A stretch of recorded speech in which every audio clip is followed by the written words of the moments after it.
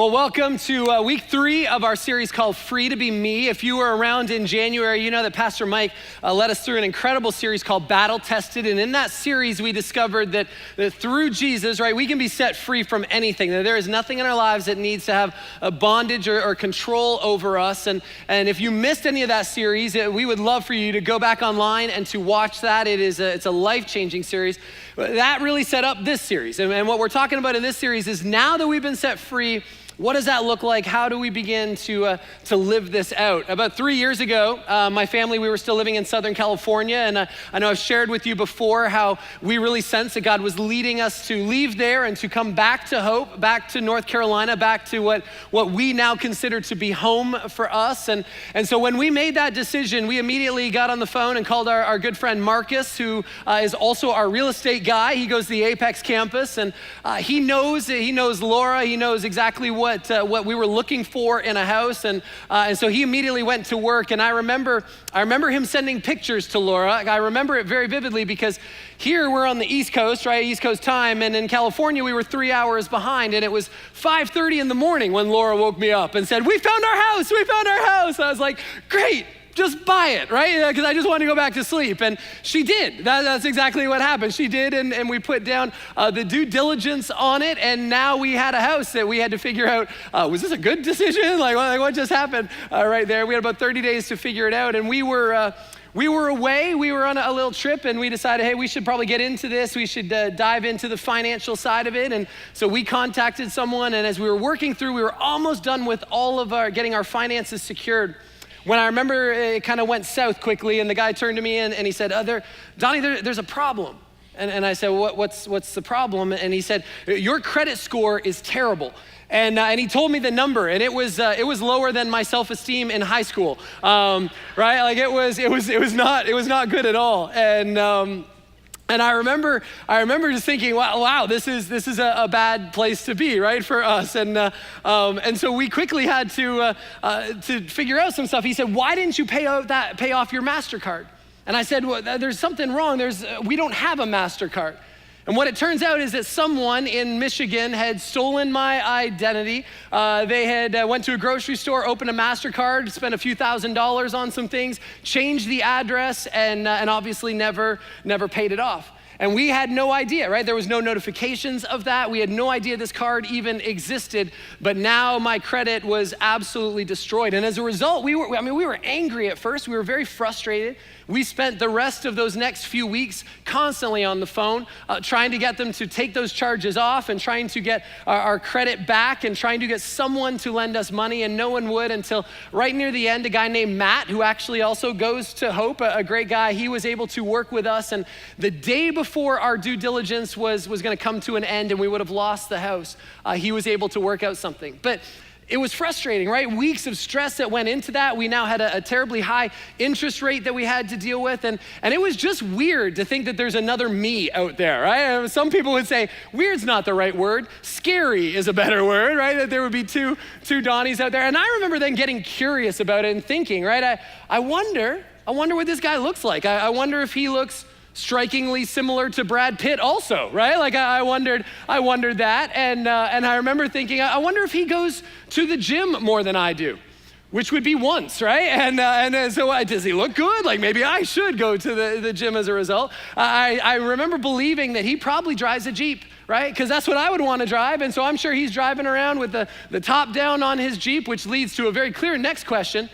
What's his hair look like, right? Like blowing in the wind as he's driving with the top down, right? All of those things are kind of going through my mind. Now, hopefully you've never had your identity stolen physically, but I think this happens to us more than we realize. In fact, I think too often in our lives, we let people steal our identity. Maybe for you, it's just you're consumed with how quickly or how many people like your selfies or the trip pics that you've posted on there, and you need to know how many people have made comments on it, and so you're refreshing every 12 seconds. For some of us, maybe you don't put your hands up, but how many of you have ever played the game where you try on multiple outfits before you go out, right? That's something that happens, right? You just try on or maybe you play the shoe game where you put one different shoe on each foot and then you stand in front of a mirror or your spouse and like a flamingo go, this one, right? And it's back and forth. And it's a game you never win. Nobody ever wins in that game. How many of you have ever, again, don't put your hands up, but how many of you ever bought an outfit because the salesperson says, that looks fantastic on you? And you're like, all right, put it in a bag, right? Actually, don't even bother, I'm wearing it home, right? You go, or maybe you went to get your hair done and they said, you should go real short with it. And it never grew back. Like maybe that's happened to you. But you get to this place, right? And now you go to school or you go to work and you're waiting for all of these incredible compliments and none of them come and you go back home devastated after. Maybe your identity has been stolen because you believe lies that other people have said to you, things like you're not good enough, you'll never amount to anything. Everything that you touch just ends up broken and in pieces. Maybe you've been willing to settle in relationships for things that aren't healthy, that things that just aren't the best, and you've allowed your identity to be stolen there. Maybe it's with family members. Maybe it was through a dating relationship or a friendship. And you've compromised on the things that you believe. You've compromised on some of your values because it was just easier to do it that way, or maybe even worse, just so they would stick around.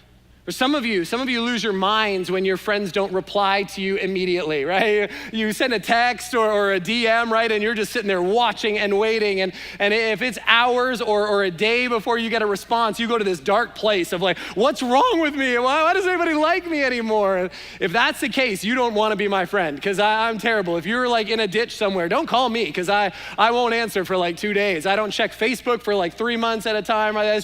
That's just kind of how I roll. Maybe you're more like me in this, that you can get 99 compliments on something and one piece of criticism. And that piece of criticism just kind of plagues you, right? For days, for weeks at a time. See, many of us are people pleasers. That wasn't a compliment, right? That's not something you should be proud of. You're like, see, no. We're not trying to be people pleasers, but most of us are. Gary Vett, who's one of my mentors and one of our lead pastors here, he leads our staff meetings. And about a month ago, he gave us a little quiz in staff meeting. I'd like to give it to you. And so you just have to answer for yourself. Don't answer for anyone else, right? Because that's exactly what we're talking about here. So just answer for yourself, just yes or no in your mind. Here's the first question. I struggle or have struggled with peer pressure, yes or no? I have a hard time saying no even when I should, yes or no? I crave respect from my spouse or boss or someone else in your life. I find myself thinking or talking about my need for self-esteem. I have second-guessed a decision because of what others might think of me, even if I knew it was the right decision, yes or no? I easily get embarrassed. Other people often make me angry or depressed, yes or no? And the last one, I have been afraid to share my grace story because of what people might think of me. See, if you answered yes to one or more of those, let me just say you didn't win, right? It wasn't that kind of a quiz. Like higher's not better on this side. If you're sitting there thinking about what somebody else scored, you're really messed up, right? Because that's not what it's about. And if you came away with like all no's to that, we have a support group for liars that's meeting right after this service, and we'd love to get you connected to that because it's a problem that we all have, isn't it? It's a problem that we allow other people, what they say, what they think about us to shape and to form and influence our identity. And the problem with it is that we begin to seek or we begin to trust people instead of seeking or trusting God. Proverbs 29:25 says this, fearing people is a dangerous trap, but trusting the Lord means safety. See, let me ask you this question. Do you trust the opinions of others more than you trust the opinions of God? The reality is you wouldn't be the first. In fact, the Bible is full of people who have experienced this and the consequences that come from it. If you remember last week, we talked about Moses, and at the end of Moses' life or his journey, that conversation he was having with God, he said, God, I stutter too much. I can't go and speak on your behalf. And God said, well, you're still the man, but I'm gonna send Aaron with you, and Aaron will do the talking. And one day Moses is off, he's talking with God, and Aaron's with the people, and the people said, we want an idol. We want something to worship. And Aaron gave in to the pressures of the people and he made this idol. And it says that as a result that the consequences were severe. Thousands died. King Saul in the Bible, one of the great kings, right? He was commanded to go and to kill King Agag. But because he feared the people, it says, he allowed him to live. And the results, the consequences, thousands of people died. Herod was pressured by his wife in front of a group of people that he had brought together at a dinner, and she wanted him to take the life of John the Baptist, and so he gave in and he did it. Pilate, if you remember, had Jesus standing in front of the crowd, and he said, I don't find anything wrong with him. I don't think he's done anything illegal. I washed my hands of this, but he gave in to the pressures of the people, and he said, if you want to crucify him, you go ahead and do it. See, some of the greatest pain in my life has been brought on by myself by attempting to do the impossible, and that's keep everybody happy.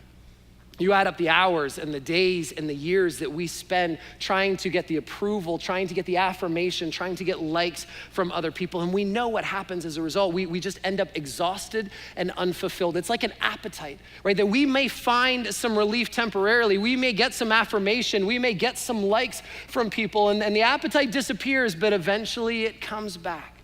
And usually it comes back even stronger. See, what we've established in this series is that God has chosen us, that God knows everything about you, and in spite of all of that, he chose to forgive you through his son, Jesus. When we have a relationship with Jesus, we talked last week that we are valuable, that through Jesus, that we have been adopted into God's family, that we are heirs of his kingdom. Everything that God is, everything that God has is available to us. And as a result, he says, you're my masterpiece.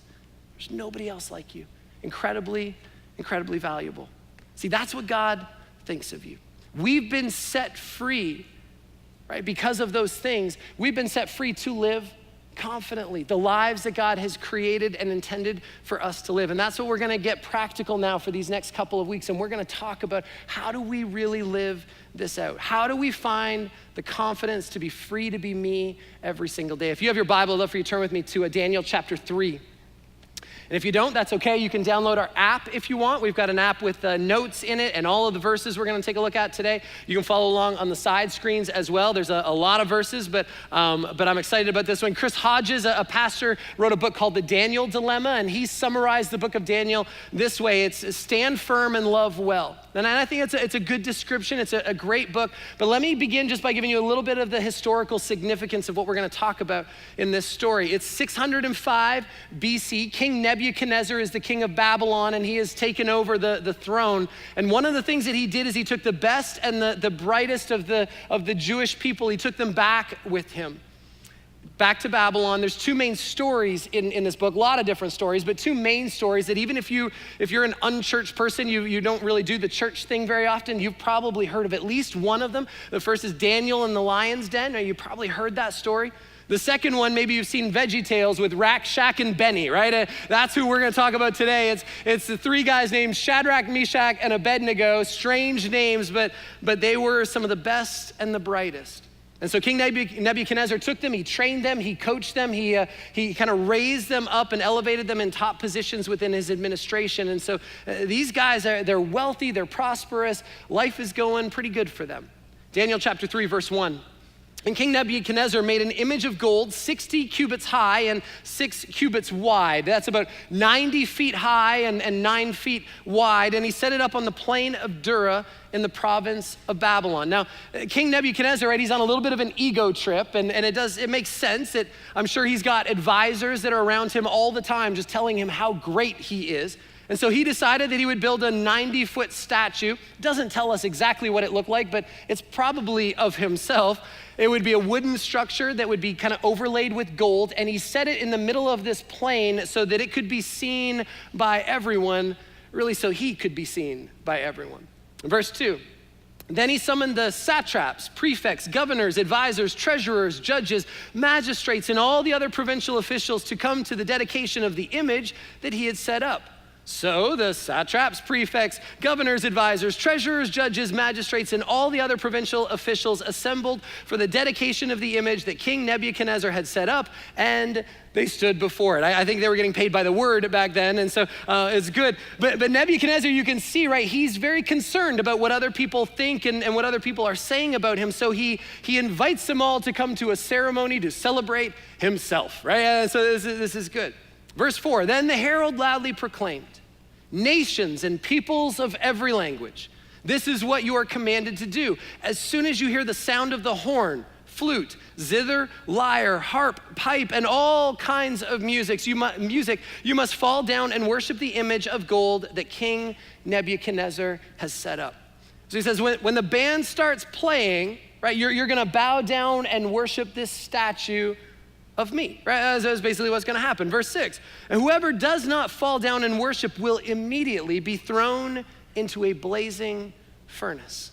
Therefore, as soon as they heard the sound of the horn and the flute, the zither, the lyre, the harp, and all kinds of music, all the nations and peoples of every language fell down and worshiped the image of gold that King Nebuchadnezzar had set up.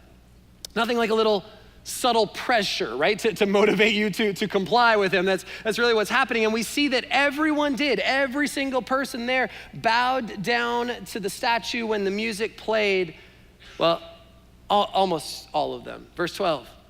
But there are some Jews whom you have set over the affairs of the province of Babylon, Shadrach, Meshach, and Abednego, who pay no attention to you, your majesty. They neither serve your gods nor worship the image of gold that you have set up.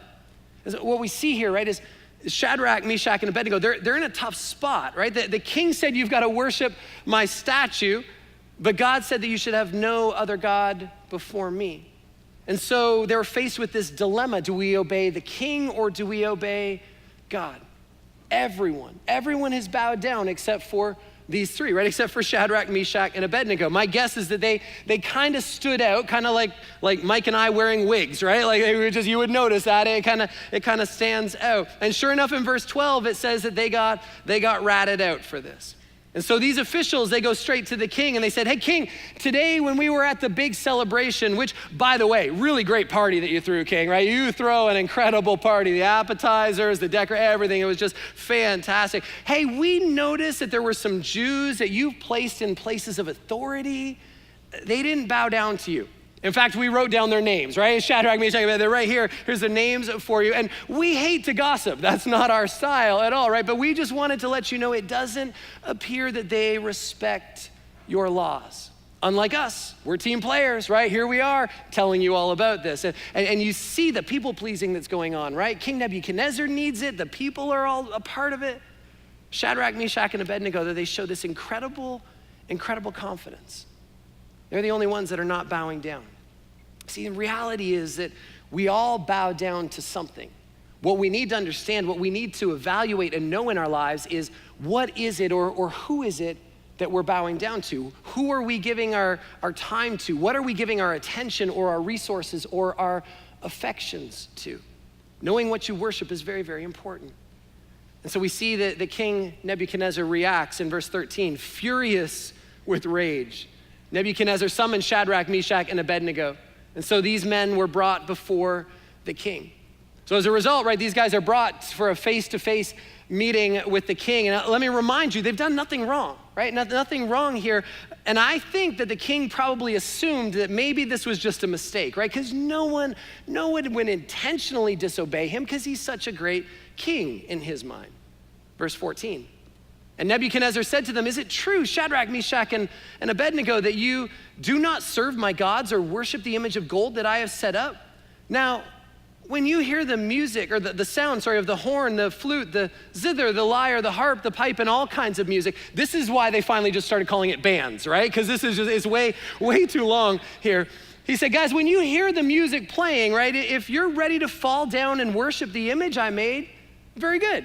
Right? Simple as that. I think it was just a misunderstanding. But if you do not worship it, you will be thrown immediately into a blazing furnace. And then what God will be able to rescue you from my hand. See, I think he's trying to give them the benefit of the doubt.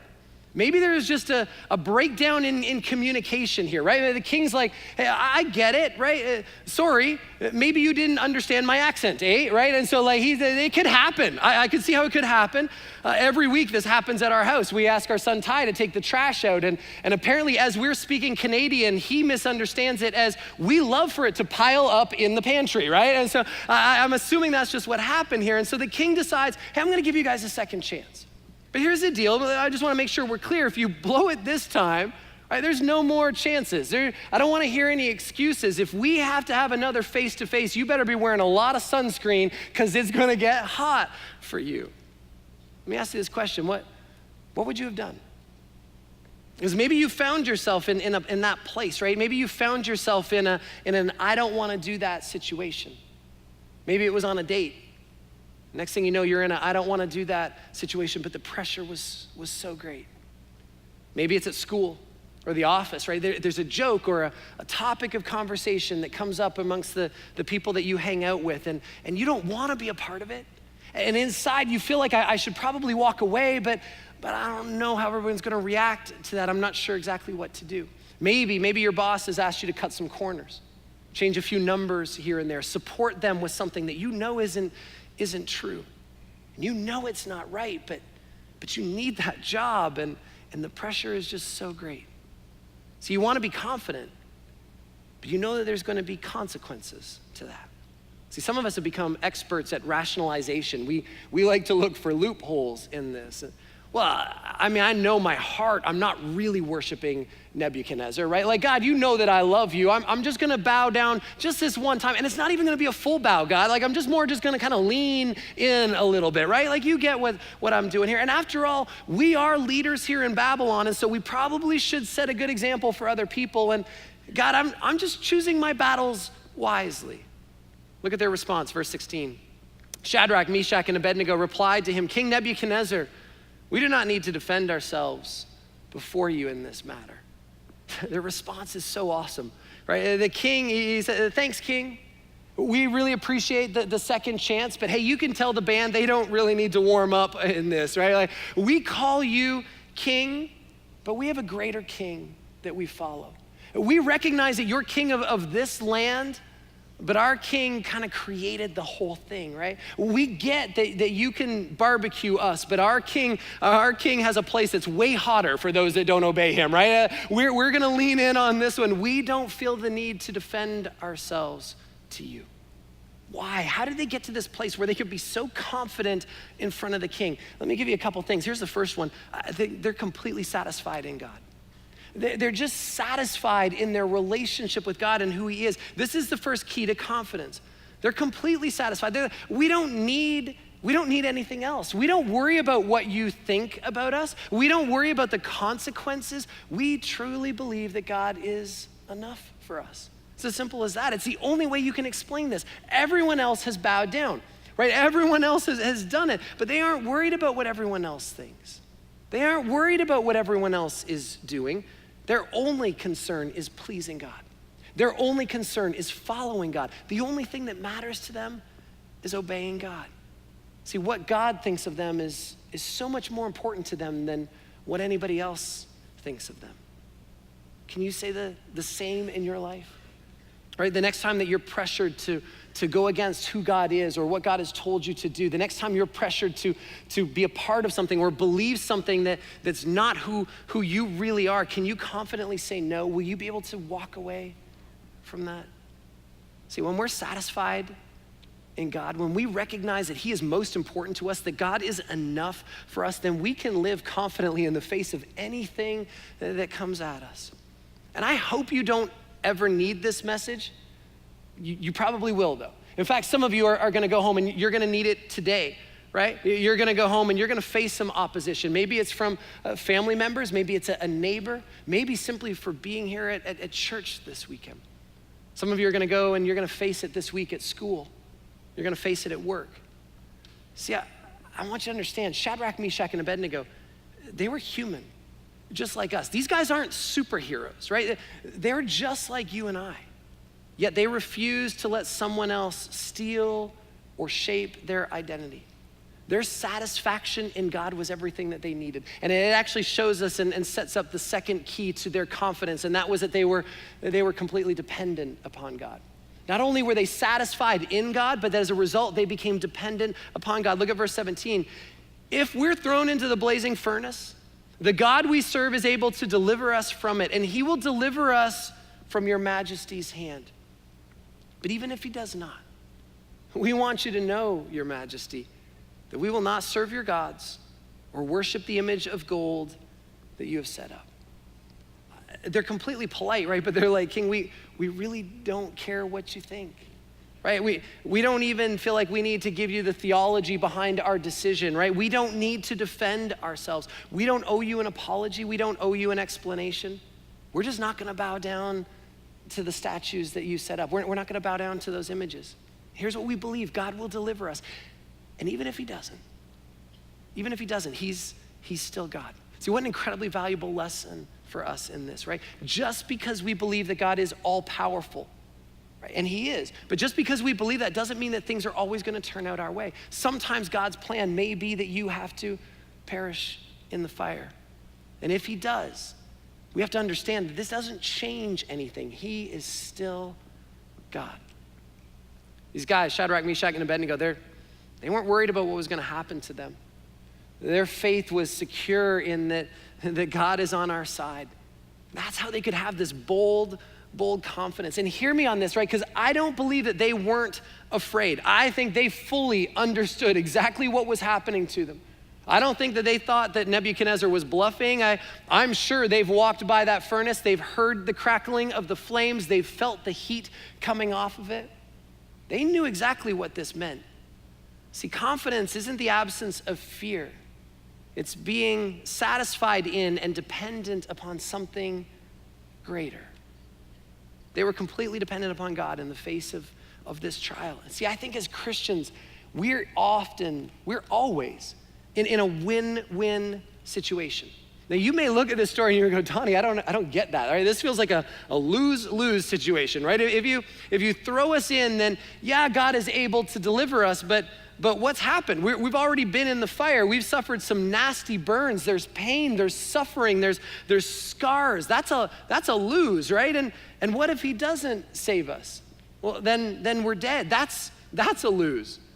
We're alive with pain and scars, or we're dead. That's a lose-lose situation. But I don't think that that's how these guys looked at it. I think they looked at it as a win-win situation, because I think they believed what Paul wrote to Timothy in 2 Timothy 4. The Lord will rescue me from every evil attack and will bring me safely to his heavenly kingdom. To him be the glory forever and ever. Amen. See, you may read this and think, okay, well, that's great. Well, which one is God gonna do? The answer is yes. This is what God is gonna do. It's a win-win situation. If I live, I get to serve Jesus. And if I die, then I get to go home to Jesus. See, our confidence comes when we can live in complete dependence upon God, no matter what it is that we face. Verse 19, then Nebuchadnezzar was furious with Shadrach, Meshach, and Abednego, and his attitude toward them changed. He ordered the furnace heated 7 times hotter than usual and commanded some of the strongest soldiers in his army to tie up Shadrach, Meshach, and Abednego and to throw them into the blazing furnace. And so these men, wearing their robes, trousers, turbans, and other clothes, were bound and thrown into the blazing furnace. The king's command was so urgent and the furnace so hot that the flames of fire killed the soldiers who took up Shadrach, Meshach, and Abednego. And these 3 men, firmly tied, fell into the furnace. Then, look at this. King Nebuchadnezzar leaped to his feet in amazement, and he asked his advisors, weren't there 3 men that we tied up and threw into the fire? And they replied, certainly, Your Majesty. And he said, look, I see 4 men walking around in the fire, unbound and unharmed, and the 4th looks like a son of the gods. I guarantee at our Ship of Zion campus, they just got some come-ons and some amens right there, right? Like I'm preaching 62% better than you're responding right now. Like I feel like we need to, this is good stuff here, right? This is good. Here's where the 3rd key to confidence comes from. It's because they experience God's presence. See, they stood, but they didn't have to stand alone. They weren't victims. They weren't bound up by what others thought or what others said or even what others did to them. They were absolutely free. Now, I'm no mathlete, right? But 3 went in and now the king sees 4, right? So something's going on here, and people way smarter than me believe that this was probably Jesus who was the 4th one in there. It's referred to as a Christophany, right? That Jesus would show up. And I can't fully understand it, and therefore I can't really explain it to you, but here's kind of what I think happened. Jesus is sitting next to God right now, right? He's always been there from the very beginning. He's sitting next to the Father, except for the 33 years that he was here on earth, right? That was the only time that he wasn't. So I think he's sitting next to the Father, and we don't know why, but every once in a while, Jesus would turn and he would say, hey, Dada, I'm gonna go down there and freak out King Nebuchadnezzar, right? I'm just gonna do that. And I think God turned to him and he said, have fun, son, make good choices, right? Because that's what fathers say. And I think that's what happened. And he's like, hey, Michael, grab some angels. You're not gonna wanna miss this, right? This is gonna be great. Here's the point. When we stand, Jesus stands with us. See, when you're satisfied in who God is, when you're dependent on him for everything in your life, then you can live confidently knowing that God will always show up, that you're never gonna have to stand alone, that God will always be present in every circumstance, in every situation. Verse 26. Nebuchadnezzar then approached the opening of the blazing furnace and he shouted, Shadrach, Meshach, and Abednego, servants, look at this, of the Most High God.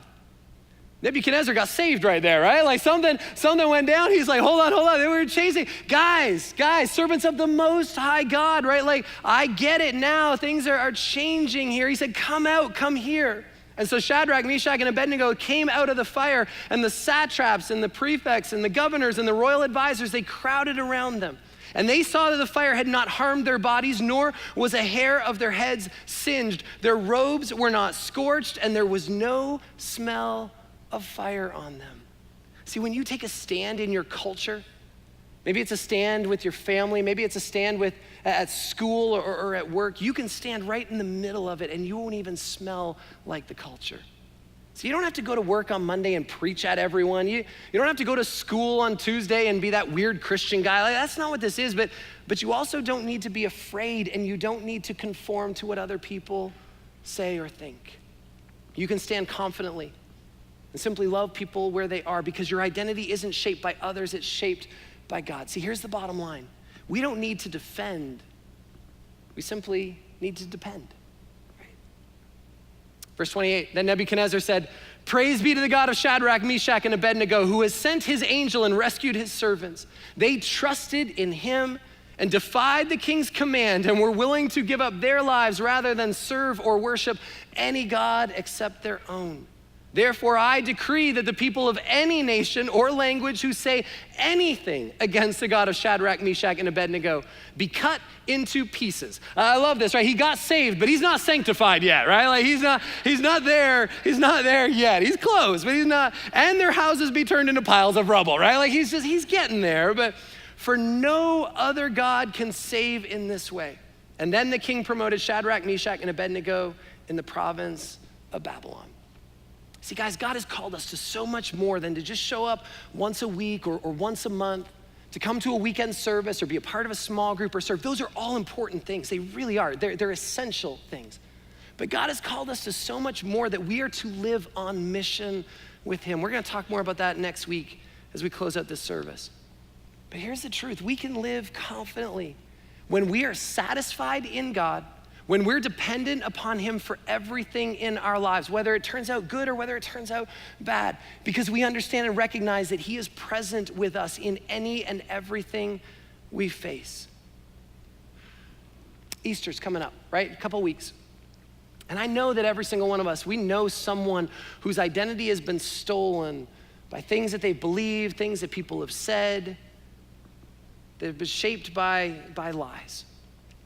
And we know that they need to meet and to know the God that loves them this much, a God that died for them, a God that says, I want you to understand the identity that I have given you. It's so much better than what you're trying to figure out on your own. I want you to understand that you've been chosen.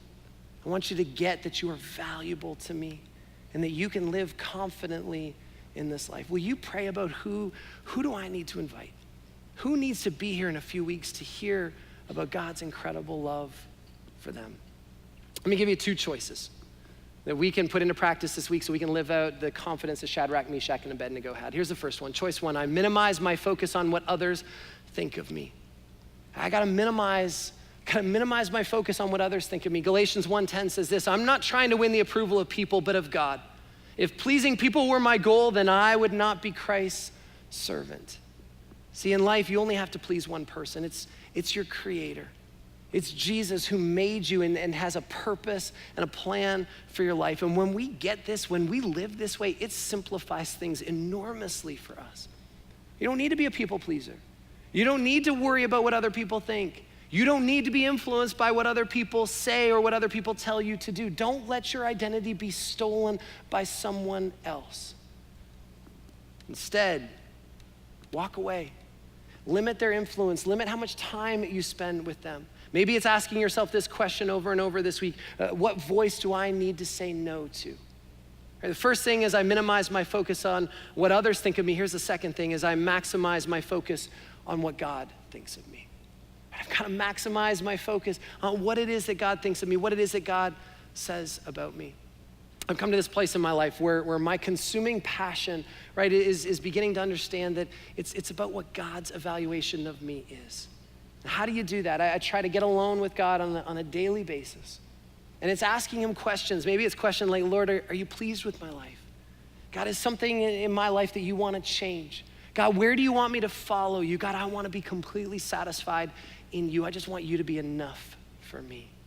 See, the more time you give to him, the more you get to know him, the more he begins to shape and to lead you to the place where you're just completely pleased with him and satisfied with him. God's the only one that knows all the facts. He's the only one that sees all of the motives. God's the only one that knows why that person is never satisfied with you, no matter what you do. God's the only one that knows why they won't accept you for who you are. God knows those things. Let those things go and instead just focus on him because he's the one that says, I love you and accept you no matter what. Ask yourself this question, are you satisfied with God? See, we can live confidently when we're satisfied in him, dependent upon him, and recognize that he's present with us in everything that we do. Will you bow your head with me and pray? God, will you help us to understand this and to put this into practice in our life? Imagine what this would look like. Imagine in your life if you could live confidently every single day.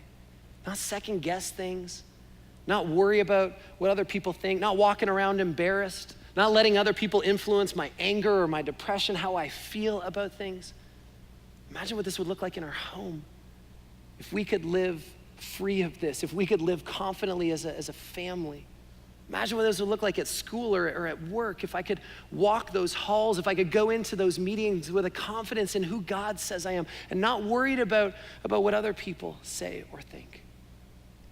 Father, we thank you that what you have said about us is true. You chose us, God, that we are so valuable to you. And as a result, Father, we thank you that we can live confidently. Thank you for the example of Shadrach, Meshach, and Abednego. They were so satisfied in you. God, it doesn't tell us. We don't know much of their story beyond this, but whatever they experienced of you, it was enough of you that they were satisfied in that. It allowed them to be dependent upon you, whether it turned out good or whether it turned out bad. It didn't matter to them because they were just so in love with you. God, as a result, you stood with them and they were free. No matter how they went in, bound up, no matter what other people said or thought, they walked around completely free, unbound and unharmed because of you, Jesus. God, help us to live that same way this week and for the rest of our lives. We love you. Thank you. Help us to be free to be me, God. In your name we pray. Amen.